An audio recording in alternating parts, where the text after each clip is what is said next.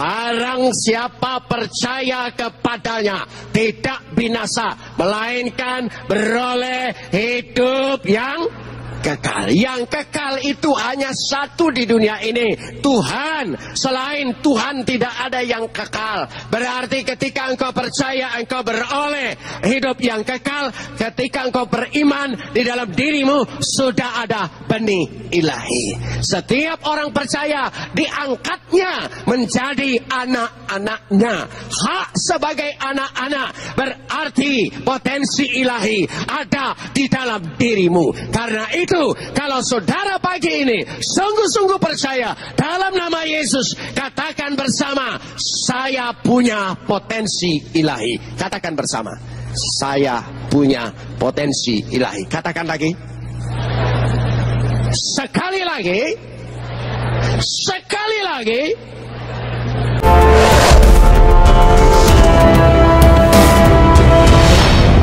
Kekuatan yang kau senantiasa limpahkan di dalam kehidupan kami. Untuk itu kami mau menaikkan ucapan syukur kami yang tak terhingga kepadamu. Seraya senantiasa menyerahkan diri kami di hadapan Engkau. Sebab di dalam Engkau kami akan terpelihara dengan sempurna. Karena Engkau adalah pemelihara yang kekal. Untuk itu di tengah-tengah persekutuan ibadah kami pada hari Minggu yang indah ini, kami ingin sekali lagi di hadapan hadirat-Mu yang kudus, kami ingin meneduhkan hati kami, menundukkan pikiran kami kepada otoritas kedaulatan firman-Mu.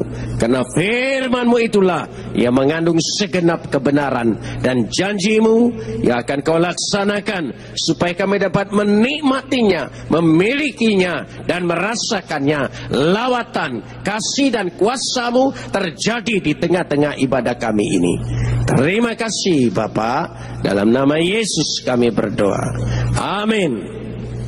Silakan duduk.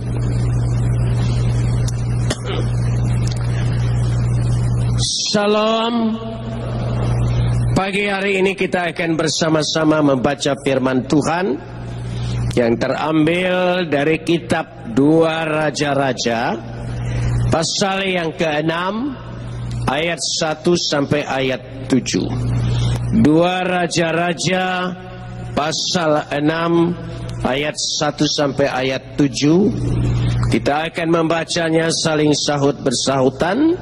Saya akan awali ayat yang pertama, jemaat menjawab bersama-sama ayat yang kedua, dan seterusnya saling ganti bergantian sampai tiba pada ayat yang ketujuh. Pada suatu hari berkatalah rombongan Nabi kepada Elisa, cobalah lihat, tempat tinggal kami di dekatmu ini adalah terlalu sesak bagi kami. Ayat 2. Kami pergi ke sungai Yordan dan masing-masing mengambil satu balok dari sana supaya kami membuat tempat tinggal untuk kami. Jawab Elisa, pergilah. Lalu berkatalah seorang, silakan ikut dengan hamba-hambamu ini. Jawabnya, baik, aku akan ikut. Maka ikutlah ia dengan mereka. Setelah mereka sampai di sungai Yordan, mereka pun menebang pohon-pohon. Dan terjadilah ketika seorang sedang menumbangkan sebatang pohon, jatuhlah mata kampaknya ke dalam air. Lalu berteriak-teriaklah ia, wahai tuanku, itu barang pinjaman. Tetapi berkatalah abdi Allah, kemana jatuhnya? Lalu orang itu menunjukkan tempat itu kepadanya. Kemudian Elisa memotong sepotong kayu, lalu dilemparkannya ke sana, maka timbullah mata kapak itu dibuatnya. Lalu katanya, ambillah. Orang itu mengulurkan tangannya dan mengambilnya. Kapot leha Adonai Elohenu kapot leha. Segala kemuliaan ya Adonai Tuhanku, kemuliaan bagimu. Saudara-saudara yang dikasihi Tuhan, acap kali kita membaca Alkitab, kita menemukan banyak kisah-kisah dari tokoh-tokoh yang ada dalam Alkitab. Terutama sekali kita membaca Perjanjian Lama. Di situ kita bisa melihat bagaimana kisah-kisah dari tokoh Alkitab itu. Bahkan seperti Abraham, dari sejak dia dipanggil keluar dari Ur Kasdim dan perjalanannya sampai kepada matinya, kita melihat semua kisah itu begitu rinci, dan kita bisa menemukan kisah itu berakhir seperti itu. Apalagi kalau kita membaca kisah Musa, dari sejak kelahirannya, perjalanannya, hidupnya, sampai matinya, kita bisa tahu akhir dari ceritanya. Artinya kisah itu ada resolusinya. Tetapi kita juga seringkali menemukan potongan-potongan kisah yang tidak ada resolusinya, seolah-olah ditinggalkan mengambang begitu saja. Antara lain, baru saja kita membaca kisah daripada kitab 2 Raja-Raja pasal 6 ayat 1 sampai 7. Kalau saudara perhatikan di situ, dari ayat pertama, sesungguhnya nabi-nabi rombongan yang tinggal bersama Elisa menghadapi masalah, yaitu tempat tinggal mereka sudah terlalu sempit. Mereka berkeinginan, berencana untuk membangun tempat yang baru, bahkan tempat yang lebih baik. Dan tentu saja mereka bekerja dan berusaha.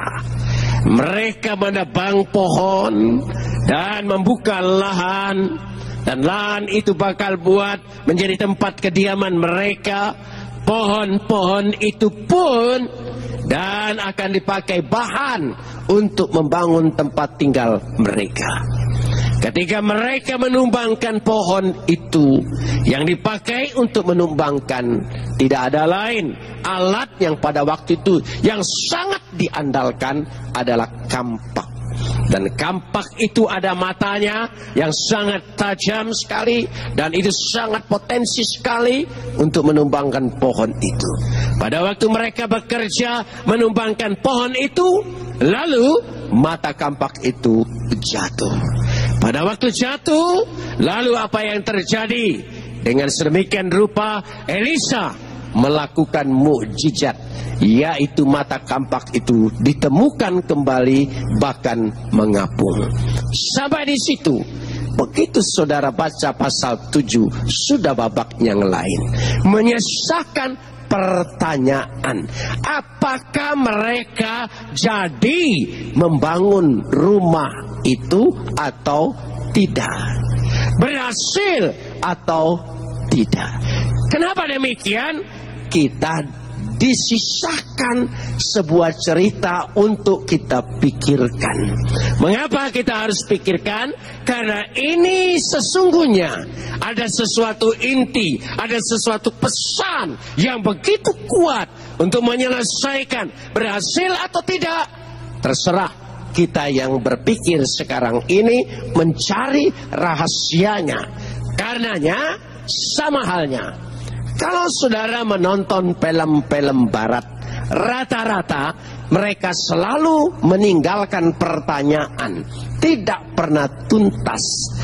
Saudara dipersilakan untuk menyimpulkan sendiri-sendiri. Dan beda sekali kalau saudara nonton sinetron dari awal mendetil sampai akhir, sampai segala sesuatunya, bahkan terkadang kala kita sudah tahu akhirnya sebelum cerita itu berakhir. Nah, disinilah.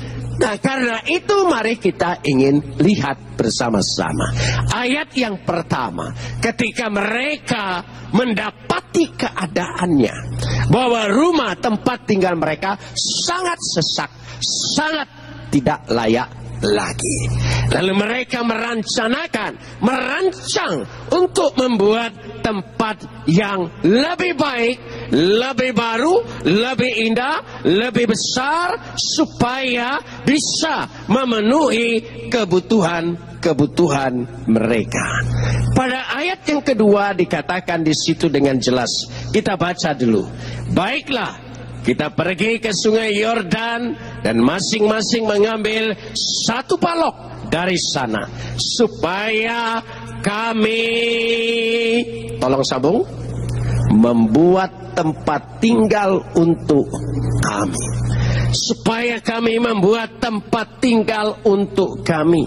Wena asosam makom la sefet sam. Kata makom tempat. Tempat, tapi bahasa Indonesia sering mengerti makom itu makam. Makom itu adalah tempat. La sefet adalah tempat yang baru, tempat yang lebih indah, tempat yang lebih baik. Itulah rencana mereka untuk masa depan mereka. Saudara, ini semua terjadi dalam kehidupan kita. Saudara sudah punya rumah tempat tinggal. Tapi bagaimanapun juga, saya percaya ada dalam pikiran saudara, ada dalam hati saudara. Saudara pasti menginginkan rumah yang lebih baru, yang lebih baik, yang lebih indah. Itu memang sudah biasa. Sama halnya, kita pasti ingin punya kehidupan kita ini di hadapan kita, di depan kita, jauh lebih baik daripada kehidupan yang sudah ada sekarang. Punya masa depan yang baik, punya pekerjaan yang baik, punya usaha yang baik, punya keluarga yang baik. Semuanya ini adalah keinginan kita. Keinginan untuk berhasil, keinginan untuk lebih bertambah-tambah, keinginan untuk diberkati berlimpah-limpah. Itu bukan keinginan dosa. Itu keinginan menandakan manusia itu hidup. Manusia hidup selalu menginginkan perkara-perkara di hadapannya, di depannya, masa depannya jauh lebih baik. Amin. Saudara menginginkan itu semua? Katakan bersama. Amin. Amin. Ada yang tidak mau? Saudara katakan, saya cukup di sini saja. Sudah reot rumah saya, sudah jelek rumah saya, nyaman di sini saudara. Nggak, pasti saudara yang namanya hidup ingin lebih baik. Sekali lagi pertanyaan saya, saudara ingin punya masa depan yang lebih baik? Punya usaha yang lebih baik? Punya kehidupan yang lebih baik? Semua itu tidak salah. Lalu mereka pergi berusaha untuk mendapatkan sesuatu yang lebih baik itu. Kita lanjutkan pada ayat yang ketiga. Apa yang mereka lakukan untuk mendapatkan itu? Lalu berkatalah seorang, silakan ikut dengan hamba-hambamu ini kepada Elisa. Jawabnya, baik, aku akan ikut. Maka ikutlah ia dengan mereka. Setelah mereka sampai di sungai Yordan, mereka pun menumbangkan pohon-pohon. Kata Wayik Geziru Haetsim, ketika mereka menumbangkan pohon itu, artinya itu menjadi sebuah bahan, baik lahan yang akan dipakai maupun pohon-pohonnya. Pada waktu mereka berusaha, pada waktu mereka bekerja, begitu semangat mereka, dan itu semua upaya manusia untuk jauh lebih baik. Mereka tidak bisa berpangku tangan, mereka tidak bisa meminta keajaiban yang tiba-tiba. Mereka harus ada usaha. Ayat kelima, saudara perhatikan, disinilah kuncinya. Kita lihat ayat yang kelima, kita simak dengan baik-baik. Mari ayat yang kelima. Dan apa? Dan simpan dulu dalam pikiran. Apa yang terjadi? Dan terjadilah. Ada satu peristiwa, ada satu kejadian. Kejadian apakah itu? Mari kita lihat. ketika seorang sedang menumbangkan sebatang pohon, ya, ketika seorang sedang menumbangkan sebatang pohon, wayehi ha ahad mafil hagora, sedang menumbangkan pohon, coba katakan bersama, menumbangkan. Katakan lagi. Memakai bahasa Ibrani yang paling bagus, mafil, P-nya 2, mafil. Coba ucapkan bersama. Sekali lagi. Lebih keras lagi. Mafil. Tolong ingat, mafil, menumbangkan pohon. Ketika mereka sedang menumbangkan pohon, apa yang terjadi? Lalu jatuhlah mata kampak itu ke dalam air. We'et ha barzel nafal et ha mayim. Lalu jatuh ketika mereka menumbangkan kan hampir sama, berarti menjatuhkan pohon, mafil. Tapi ketika mereka menumbangkan pohon mafil, lalu jatuhlah, memakai kata nafal.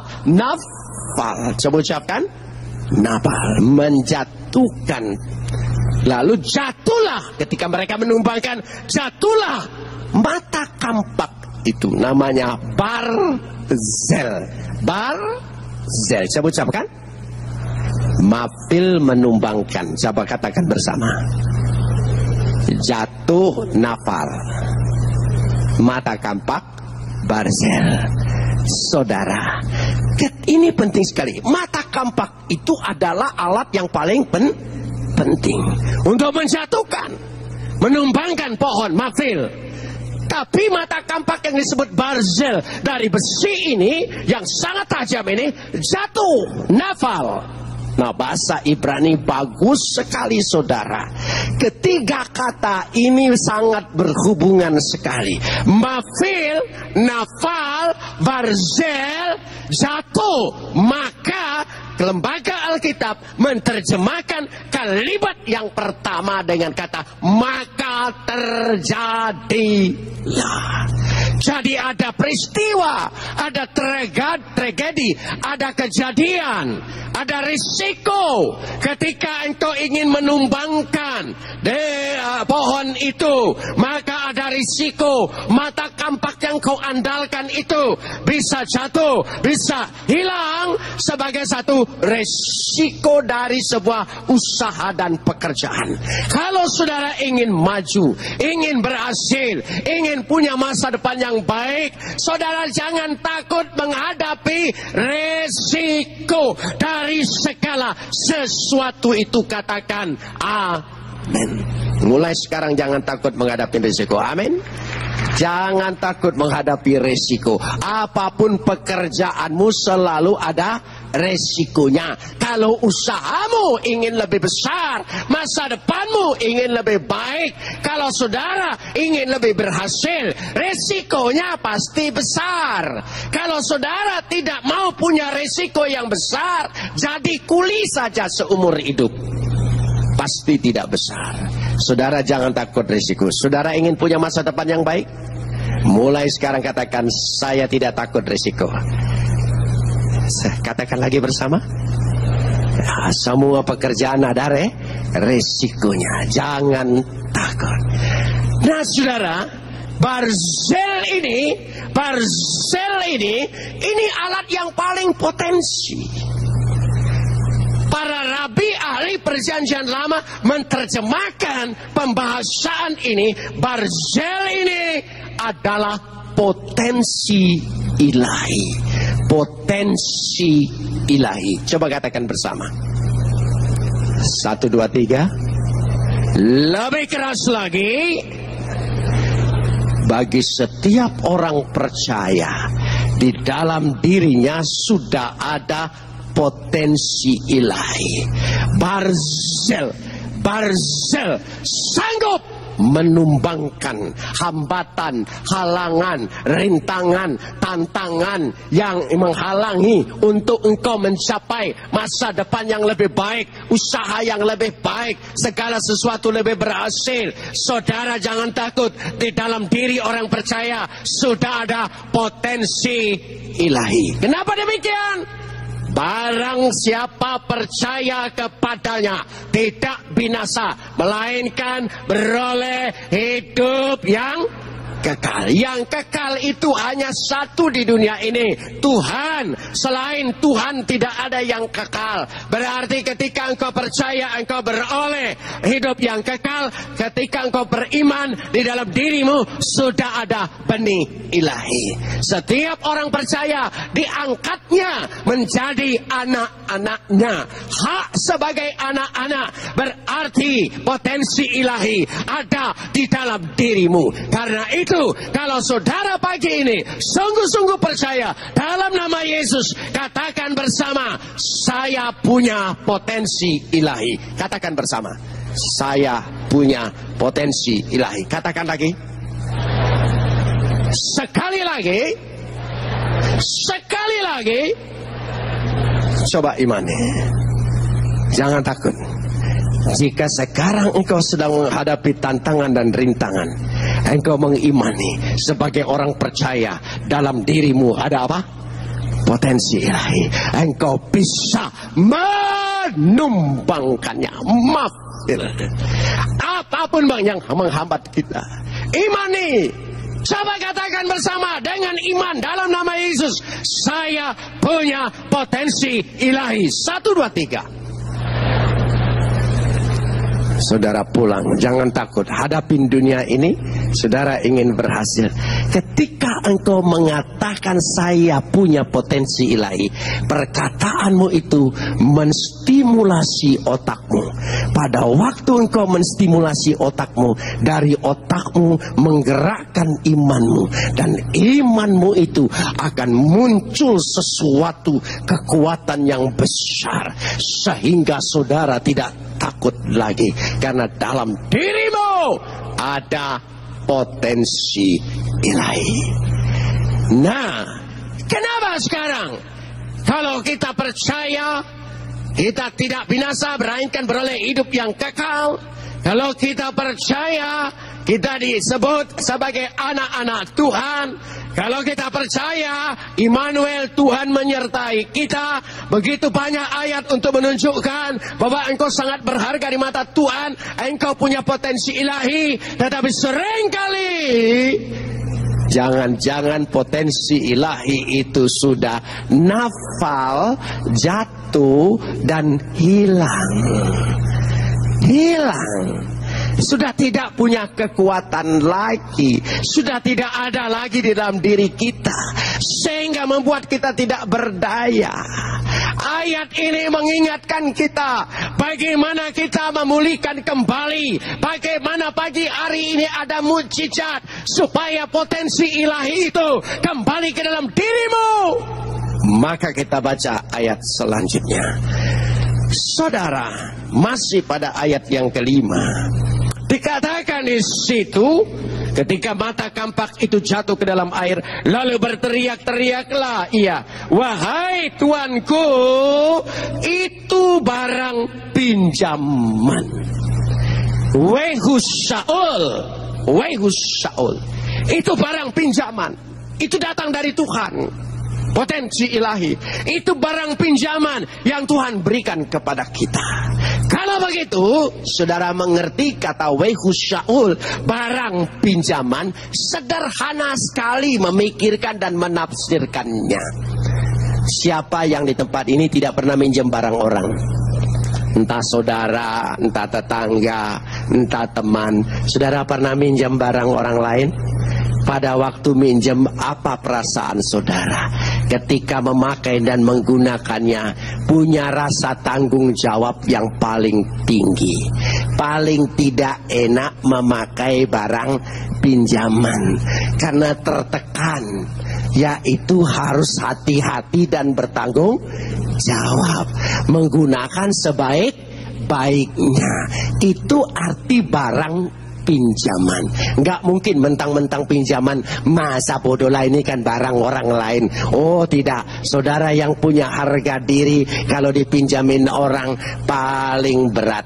Saya kalau dipinjamin orang mobil untuk pakai, rasanya beban batin. Hati-hati sekali, takut sampai nyerempet sana dan sini. Tapi kalau barang sendiri, rasanya bebas, saudara.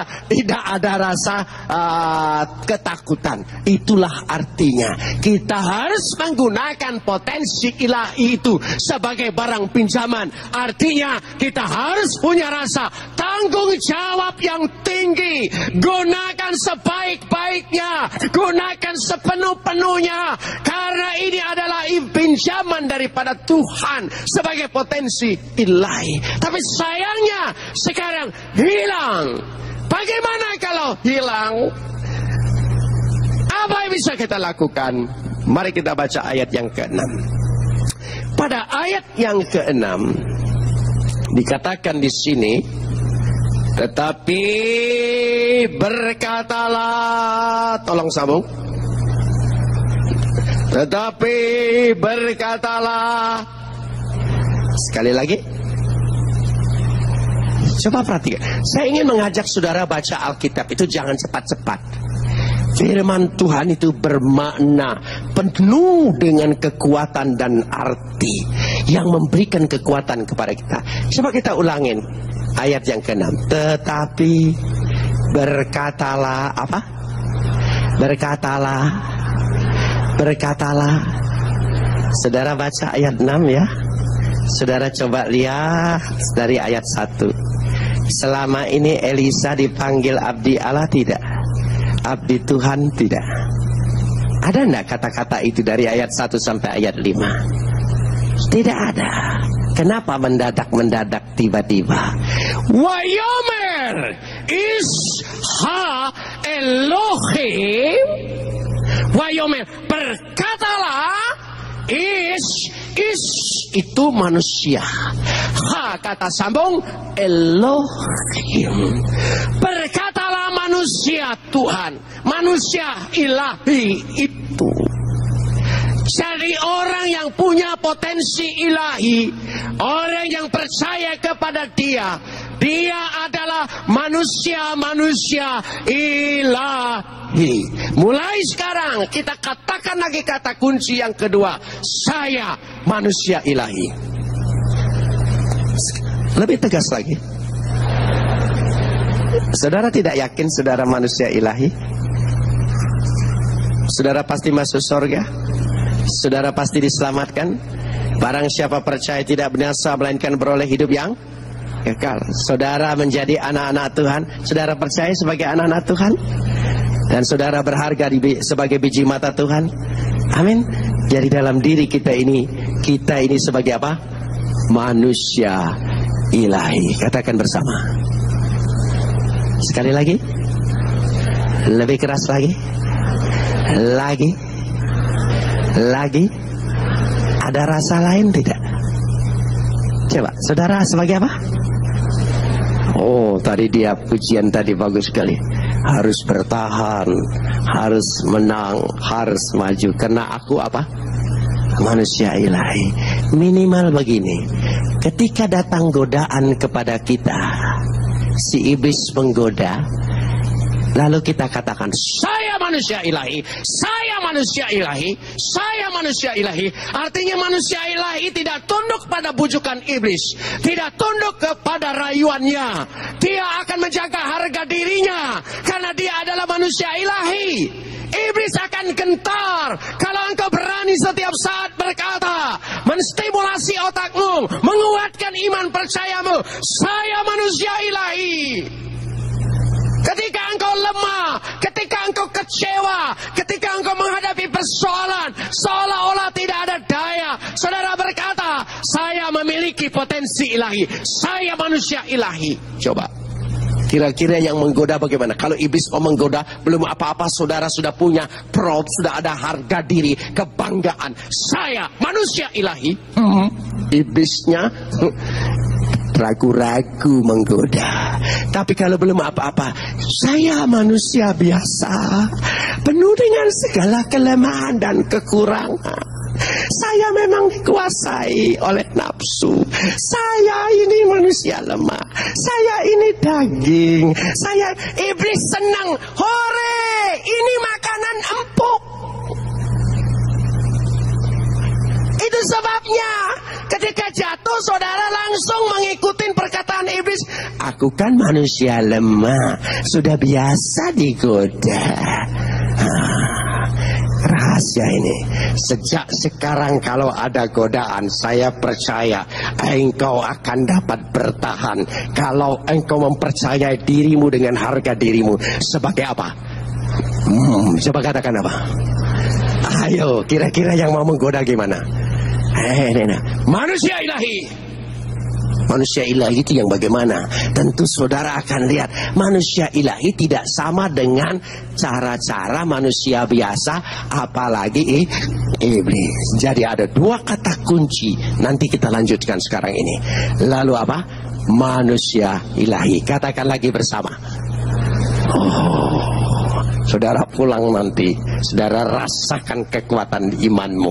Saudara rasakan bahwa imanmu menguasai akal pikiranmu untuk tidak tunduk dengan dunia ini, karena engkau manusia ilahi. Wayomer Isha Elohim, berkatalah manusia Tuhan itu. Ditulis itu abdi Allah. Saya lebih senang menerjemahkan itu bukan abdi, manusia. Itu manusia. Ha Elohim, berkatalah abdi Tuhan itu. Lalu dikatakan di situ dengan jelas apa perkataannya ayat ke-6. Kemana jatuhnya? Kemana jatuhnya? Loh, kok Elisa tidak tahu ya? Bukan dia tidak tahu. Dia ingin mengajar orang yang menjatuhkan ini, orang yang menghilangkan ini, menghilangkan Barzel mata kampak ini.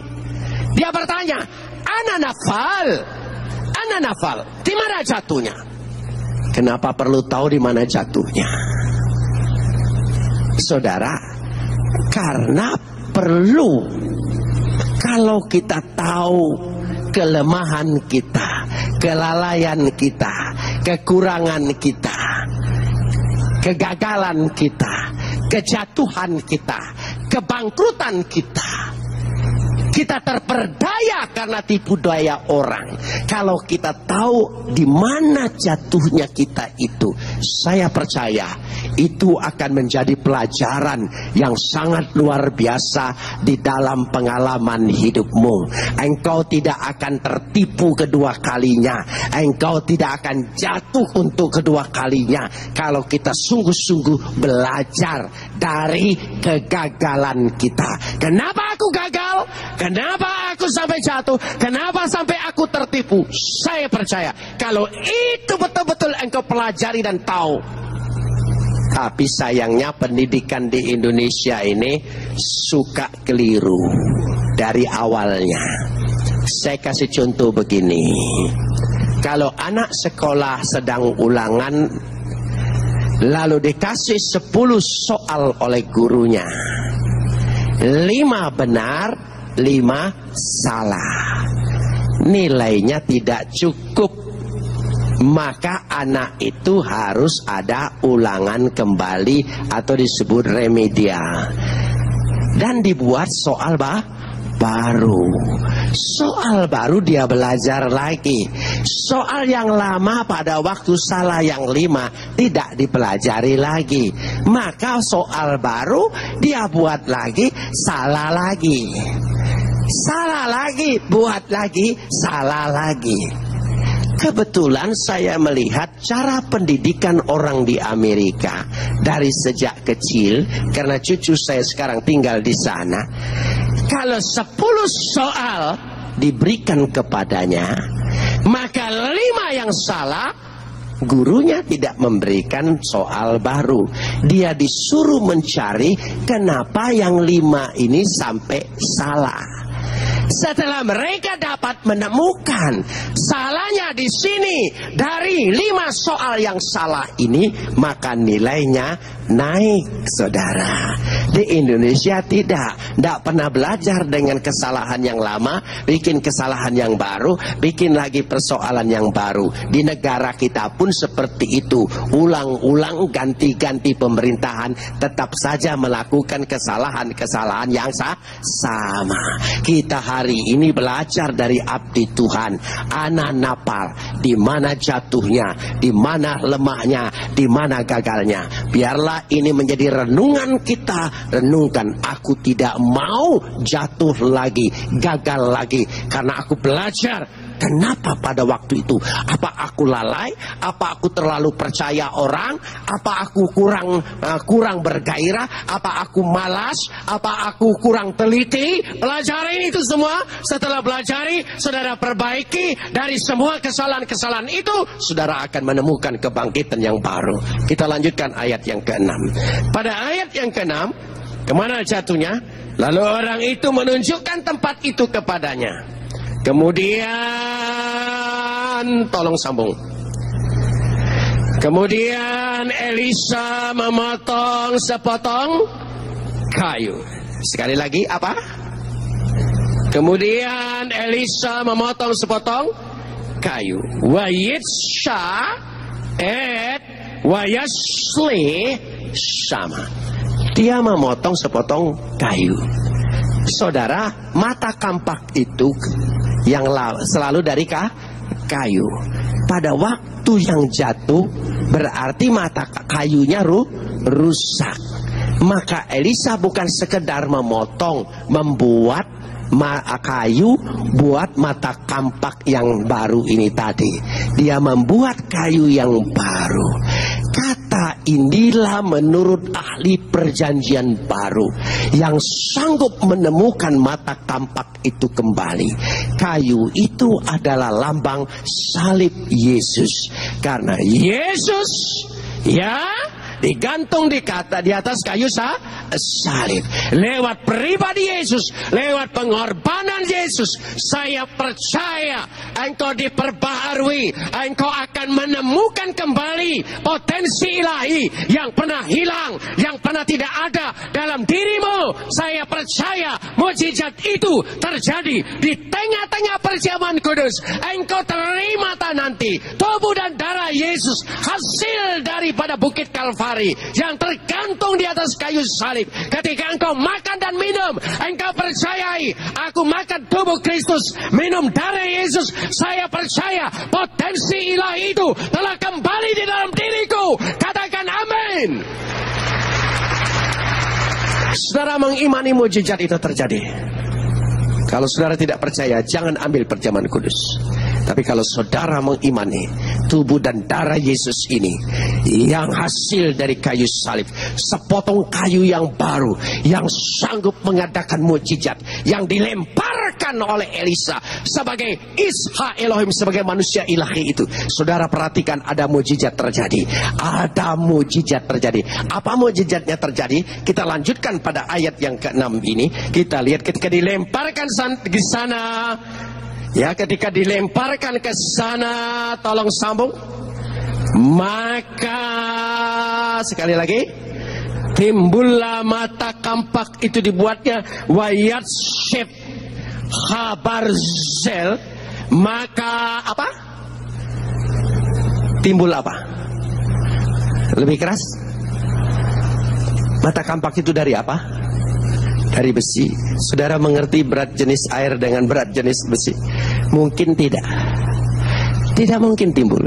Tapi karena ada kata wayashep, wayashep, wayashep. Coba katakan. Dibuat timbul.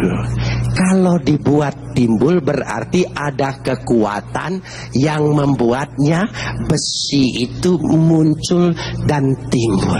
Saya percaya yang sanggup membuat sesuatu yang tidak mungkin menjadi mungkin hanya satu, namanya. Sebutkan siapa? Saudara percaya itu terjadi. Mata kampak itu akan timbul kembali. Ketika engkau makan tubuh dan darah Yesus ini lewat pribadi Yesus, tidak ada sesuatu yang tidak mungkin. Karena dari sejak lahir namanya, bagi dia tidak ada yang mustahil. Bagi hukum alam mustahil. Besi bisa muncul hanya dipancing oleh kayu mata kampak yang baru. Untunglah ada kata wayashep. Ada yang membuat dia, ada yang membuat. Tentu ada yang membuat, bukan, sekali lagi, bukan Elisa yang membuat. Ada mujizat. Katakan bersama. Katakan lagi bersama. Saudara tahu, dalam setiap diri orang percaya masih tetap ada mujizat. Katakan lagi, ada mujizat. Dalam hidupku ada mujizat. Saudara jalani hidup ini.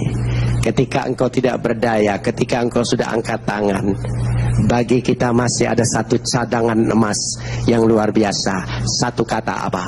Mujizat. Katakan bersama. Apapun yang kau hadapi sekarang ini masih ada apa? Saudara mengimani itu terjadi. Dan itu terjadi. Kita lanjutkan ayat ke-7. Bagaimana terjadinya? Kita lanjutkan pada ayat yang ke-7. Lalu katanya apa? Amillah wayomer harimlah. Amillah. Lanjutkan. Orang itu, tolong sambung. Orang itu, saudara percaya mujizat Tuhan terjadi pada ibadah ini? Bukan besok, bukan nanti. Imani pagi hari ini ibadah mujizat itu terjadi. Mata kampak itu, potensi ilahi akan kembali dalam dirimu. Itu yang memampukan engkau untuk mencapai masa depan yang baik, yang sanggup menumbangkan hambatan, halangan, rintangan, apa saja pasti terjadi. Sekali lagi baca ayat 7 yang terakhir. Orang itu apa? Orang itu. Saudara percaya mujizat itu terjadi? Mari kita praktekkan.